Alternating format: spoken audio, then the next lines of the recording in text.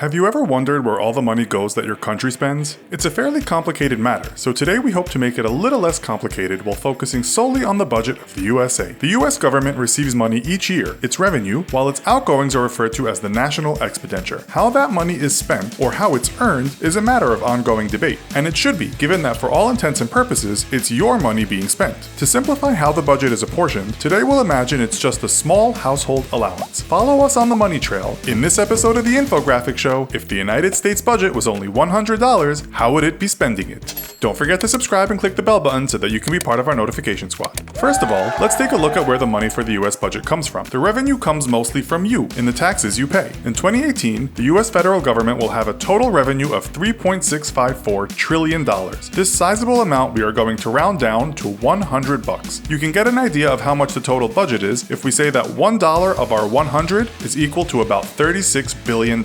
Half of the US federal revenue will come from income taxes and a further 33% from payroll taxes. Payroll tax is the money the employer or employee pays for such things as Social Security, Medicare, health insurance, and unemployment insurance. 10% of the total revenue will come from corporate taxes and a further 4% from excise taxes and tariffs. This is a special hidden tax on certain items, sometimes referred to as a sin tax because it includes things we should probably consume less of, such as alcohol, cigarettes, and gasoline. The rest of the revenue will consist of money earned by the Federal Reserve and slightly less than that amount from estate taxes. An estate tax is money the government takes when a person dies and leaves cash, property, or stock to another person. This usually makes up 1% or less of the US revenue. Now that we know where the money comes from, let's see if it's enough to provide for the very large household of the USA. The money the US receives from taxes is the globe's largest revenue, but the US is a big spender. The country will outlay more than it receives, making the USA one of many countries with a yearly deficit. Many other countries have a healthy-looking bank balance, such as oil-rich Qatar or the sensibly spending nation of Norway. As we will now see, the USA puts a lot of its cash into areas other countries seem to care much less about. One of those areas is the military, as you will know if you've watched our military-based episodes. And so, without further ado, we'll now take a look at some hard cash statistics. There are three types of government spending. Mandatory spending is the money that goes towards entitlements for the US people, safeguards such as Social Security, healthcare, and unemployment compensation. This amount makes the biggest dent in our $100 allowance. Mandatory spending is 62% of the entire budget, or $62 from our $100 budget. Social Security will cost about $27, Medicare about $15, and Medicaid about $11. Other mandatory programs, which could include things such as food stamps or many other welfare programs, will take up the rest of the mandatory budget. We should note here that there are fears that mandatory spending will outpace the money earned, as there will simply be too many people to take care of and not enough labor force. This is what happened in Japan, a country with a lot of old people and many young people choosing not to have children. Something else to think about is the specter of massive job loss due to technological automation. As for the $38 we have left, most of that goes to what's called discretionary spending. This is part of the revenue that could change year by year depending on what Congress votes for. The third outlay is the money the US has to pay in interest for its national debt, which has almost reached $550 if we are still rounding down to our $100 budget. This interest keeps increasing, and in 2018 it will be about 9% of our $100 total revenue. This is another $9 from our budget that the US must keep paying lest it default on the debt. This national debt is by far the biggest in the world. After mandatory spending and interest debt is paid, we have about $29 left to keep the USA running smoothly. Where does the rest of the money go? According to the White House, in 2018, about 19 of our $100 will be spent on the American military. This is by far the biggest chunk of the total discretionary budget. It's more or less half of the $38 the government had left before it had to pay the interest on its debt. This means from our $29, we have just $10 left over for everything else, and there's a lot to pay for. The rest goes to other departments, of which there are many. About 50 cents goes to the Department of Agriculture, 44 cents goes to the Department of Transportation, $2 goes to the Department of Education, 26 cents goes to the Department of Labor, $1.20 goes to the Department of Homeland Security, 32 cents goes to the Department of the Interior, 77 cents goes to the Department of State and other international programs, $1.11 goes to the Department of Housing and Urban Development, 21 cents goes to the Department of Commerce, 76 cents goes to the Department of Justice, 32 cents goes to the Department of the Treasury, $2 goes to the Department of Veterans Affairs, and 81 cents goes to the Department of Energy. There will also be smaller amounts spent on multiple government agencies. And there's more still to pay. Quite a lot of the remaining money from the discretionary budget goes into the emergency fund in case of war or natural disaster, as well as current military overseas operations. This involves multiple agencies, departments, and organizations, and amounts to around $2.30. If you add up the entire budget, it is more than the entire revenue, which is just the way it works out each year in the USA. To save a few pennies, the Trump administration has made a few minor changes, such as taking out about 3 cents of our $100 that was previously allocated to arts and cultural agencies. At the same time, Trump has also controversially decreased NASA's budget by about 1 cent. If you watched our episode NASA versus SpaceX, you'll know Trump aspires to send men back to the moon, or later even Mars. NASA was budgeted just over 50 cents for 2018. The budget deficit for 2018 amounts to $440 billion.